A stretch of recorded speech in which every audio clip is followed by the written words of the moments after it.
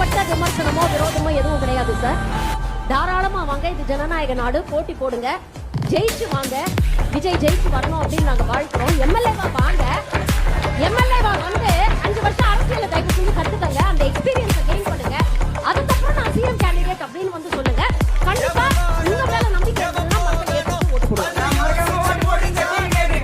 சேட்டை புடிச்ச பையன். இப்போ சொல்லுங்க, திராவிட மாடல் 2.0 வரணுமா வரக்கூடாது?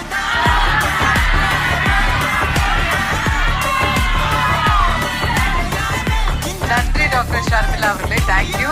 நாங்க என்ன வாயிலே வடை சுடுறதுக்கு டிஎம்கேவா? டிவிகேடா?